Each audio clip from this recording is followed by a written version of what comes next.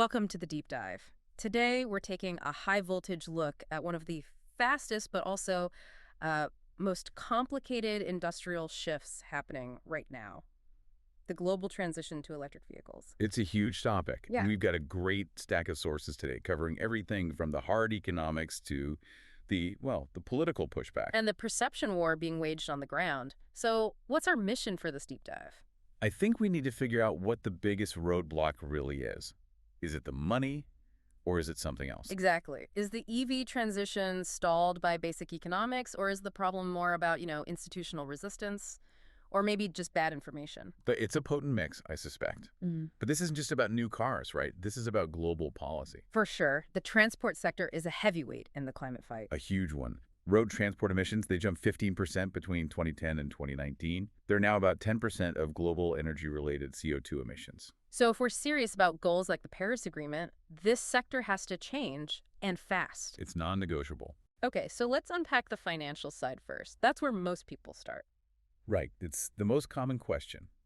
When you compare a battery electric vehicle, a BEV, to a classic internal combustion engine car, an ICE, you have to look past the sticker price. You have to look at the total cost of ownership, the TCO. Exactly. So what are the big variables in that TCO equation? What are we actually talking about? The sources break it down pretty clearly. You're looking at financing, taxes, maintenance, tires, insurance, and of course the big one, the energy budget. Fuel versus electricity. Precisely. And that's where the core tension is. Okay, so BEVs, they generally have that higher initial purchase price, higher sticker shock. Which means bigger costs upfront for amortization and interest payments. But with ICE cars, you pay less to buy it, but you're immediately locked into paying more at the pump week after week. You're essentially trading a higher upfront capital cost for what are almost guaranteed lower running costs down the line. And this is where that big TCO analysis across 16 European countries gets really interesting. It's so revealing. So what did it find? Does the long-term math actually beat the sticker shock? For the most part, yes. The key takeaway is that the TCO analysis really underlines the economic convenience of BEVs. So they're cheaper in the long run. On average, yes. BEVs consistently outperform comparable ICE vehicles on overall operating costs.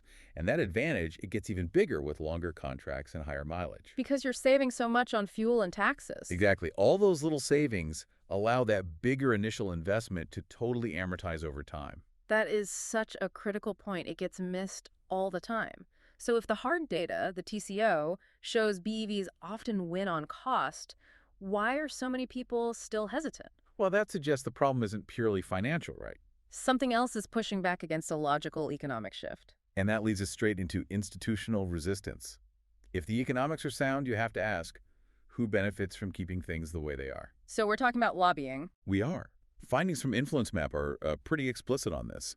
Lobbying by the big incumbent auto industry is actively threatening the EV transition. Which is wild because the market is already moving. EV sales jumped from, 3% in 2020 to 11% in 2023. Yeah, and sales of internal combustion engines actually peaked way back in 2017. The market is speaking. But the industry leadership is digging in its heels. They are. The Influence Map grades for the world's biggest automakers really confirm this. It's a deep misalignment. A D or a D plus for most of them. 10 out of the 15 major companies got a D or D plus border. That shows a really poor adherence to science-based climate goals.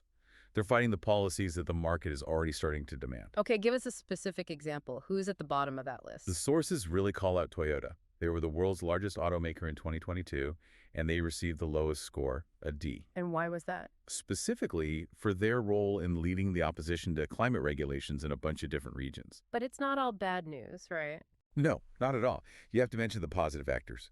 Tesla got the highest score, a B, for actively supporting climate standards. And other legacy makers like BMW and Mercedes-Benz, they showed much better alignment. Okay, you mentioned Toyota's scale, and there was a number in the source material that just made my jaw drop. Something about their total emissions contribution. Yeah, the Scope 3 data, it's staggering. So break that down. What does that mean? Okay, so Scope 3 emissions cover the emissions from a company's products. For a car company, that's mainly the tailpipe emissions over the car's lifetime. Right. Toyota's Scope 3 emissions in 2022 were 575 million tons of CO2. Wait, say that again? 575 million tons. That one number meant the group was potentially responsible for about 1.5% of all global carbon emissions that year. 1.5% from one company. Yes. So it shows you we're not asking a small sector to change. We're asking giants whose entire business model is built on the old way to completely pivot. That really puts the institutional resistance into perspective. That's Yeah. massive inertia. Okay, so we've got favorable economics being undercut by these powerful corporate forces, but there's a third roadblock, and this one affects you, the listener, directly. The perception battle. Misinformation? This is where that political and economic friction it metastasizes into public doubt. You see these false beliefs being spread, and they act as a huge obstacle. They override the good TCO data we just talked about. Absolutely. So we should probably cut through some of them. Let's do it. Let's hit the biggest myths. Start with the most dramatic one you always hear. Fire risk. Right. Myth number one, EVs are fire hazards. This is an incredibly sticky myth. But what's the reality? The reality, based on risk analysis per 100,000 vehicles, shows that gasoline cars have a 5 to 20 times greater fire risk than EVs. 5 to 20 times, so they're actually much safer on that front. Factually, yes, much safer. Okay, what about the environmental argument that making the batteries makes EVs dirtier than gas cars over their lifespan? Myth number two, lifetime emissions.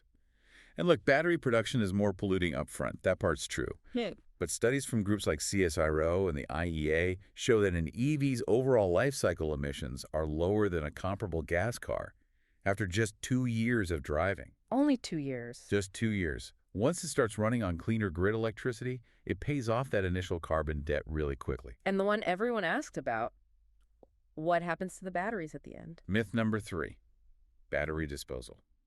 The fear is they all end up in a landfill. Yeah. The reality is the batteries usually last longer than the car itself. They have 8 to 10-year warranties. And once they're retired from a car, they are still valuable For what? for static energy storage on the grid. And even after that, the recycling rate for their materials is already over 95%. Right. This perception is just years behind the tech. Okay, final one. The infrastructure worry. Will the grid collapse if we all plug in our cars at night? Myth number four, grid saturation. The experts have modeled this to death. And models, like the ones from AEMO in Australia, show the impact is totally manageable. Ow! The key is smart charging. You just have your car charged when demand is low overnight instead of everyone plugging in at 6 p.m. It's amazing how persistent those myths are. Which brings us back to our big question. We have this organized industry opposition and we have this widespread misinformation. Are those two things just happening at the same time, or are they connected? They are directly connected. Yeah. And the link is money. It's financial influence over the public narrative. Through advertising. Through massive advertising budgets. Conventional automakers invest vast sums. We're talking $690 million in a single country like Australia in one fiscal year. That's huge leverage over the media. It is. But here's the kicker. Only a tiny fraction of that budget, just 9.6%, was spent advertising EVs. Even though EV sales were getting close to that market share? Right, so this spending imbalance, it fuels media outlets. It creates a very clear financial incentive for them to run content that favors traditional cars, or even worse. To generate controversy. Exactly. Controversy over boring but accurate reporting on TCO benefits and safety data. So the industry isn't just failing to promote its own EVs, it's massively funding the media systems that benefit from the status quo. Yeah. The misinformation isn't just random, it's being incubated. It's being incubated in a media environment fueled by conventional ad dollars. If you create a vacuum of clear, positive information, it's going to get filled by doubt and fear. Especially when your biggest advertisers benefit from that doubt. So if that's the problem, what's the solution? What's the counter strategy here? The consensus from the experts is pretty clear. It has to be aggressive, proactive communication. More marketing. More and smarter marketing and PR, yeah. The EV industry has to drastically increase its investment. And not just to sell specific cars, but to sell the idea of electric mobility itself. Make it seem desirable, practical, safe. Exactly. They have to seize control of the narrative to counter this entrenched disinformation campaign. Okay, so to bring this all home, we set out to find the biggest roadblock. Economically, BEVs often win the TCO race. Mm-hmm. Politically, they face this huge, well-funded opposition from incumbent automakers. And culturally, they're fighting these persistent, often fabricated myths. And the implication for you, the listener, is that recognition is power. Understanding the true cost equation and seeing where the resistance comes from, that it's corporate lobbying and an information war, that is the key. It lets you make a well-informed decision. It lets you bypass the noise and look at the technology based on facts, not fear. So we have to leave you with this final thought. Given that we know the higher costs get amortized, we know misinformation is everywhere, how much longer can the market's growth, which is fueled by consumer choice and policy deadlines like the 2035 EU phase out, Yeah. how much longer can it withstand this combined pressure? And what role does proactive, honest communication have to play in speeding up a transition that, by the numbers, already makes economic sense? That's what we leave you to think about as you watch this all unfold.